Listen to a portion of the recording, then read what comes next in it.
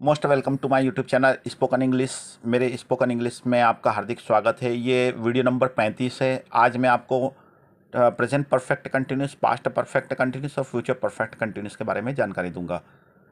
Present पर ये perfect continuous जितने भी हैं ये लंबी अवधि के लिए आते हैं, छोटी अवधि के लिए नहीं आते हैं, है ना। और इसमें सीन्स और फॉर का प्रयोग होता है। तो प्रेजेंट परफेक्ट कंटिन्यूस लेते हैं। प्रेजेंट परफेक्ट कंटिन्यूस में have has, been, have has plus been का प्रयोग होगा और क्रिया का पहला रूप और आईएनजी का प्रयोग होगा।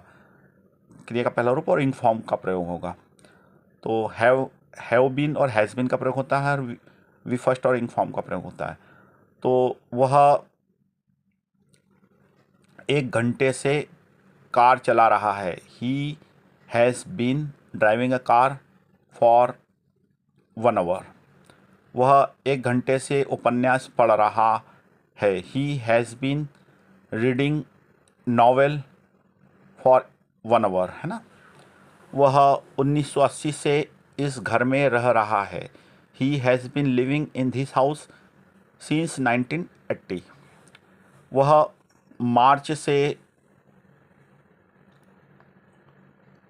बहुत मेहनत कर रहा है।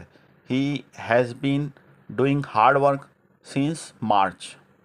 वह सुबह से गाना गा रही है। He has been singing a song since morning. वह सुबह से टीवी देख रहा है। He has been watching TV since morning. वह रात भर से लड़ रहा है। He has been fighting since night. He has been quarrelling since night. तो इस तरह से मैं सुबह से प्रार्थना कर रहा हूँ। I have been praying since morning. हम सुबह से क्रिकेट खेल रहे हैं। We have been playing cricket since morning. वह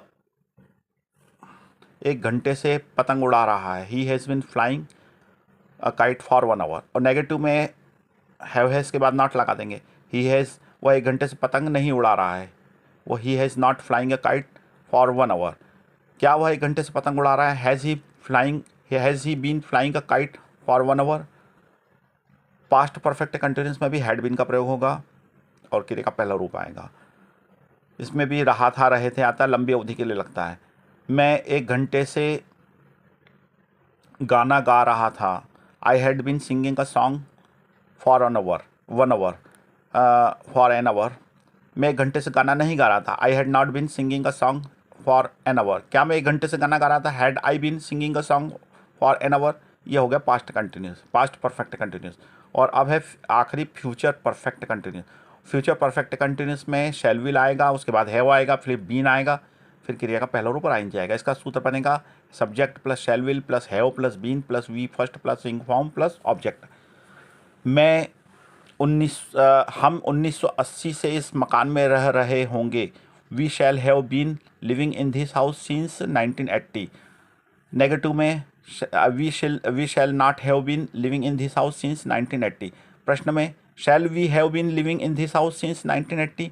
वह 1 घंटे से उपन्यास पढ़ रहा होगा। He shall have been reading a novels for an hour. वह 1 घंटे से उपन्यास नहीं पढ़ रहा होगा। He shall not have been reading this novel for 1 hour. क्या वह 1 घंटे से उपन्यास पढ़ रहा होगा? Shall he has been reading this novels for an hour. तो ये इसमें नॉट हमेशा पहली सहायक क्रिया के बाद लगाते हैं और प्रश्न बनाते तो पहली सहायक क्रिया को सब्जेक्ट के पहले रख देते हैं। और ये सभी में प्रेजेंट परफेक्ट कंटिन्यूस के हिंदी अनुवादों में रहा है, रही है आता है। पास्ट परफेक्ट कंटिन्यूस में रहा था, रहे थे आता है। और फ्यूचर परफेक्ट कंटिन्यूस में रहा होगा, रही होगी आता है। कंटिन्यूस और परफेक्ट कंटिन्यूस में अंतर यह है कि सारे कंटिन्यूस टेंस छोटी अवधि के लिए आते हैं और सारे परफेक्ट कंटिन्यूस टेंस लंबी अवधि के लिए आते हैं। Thank you for watching my video.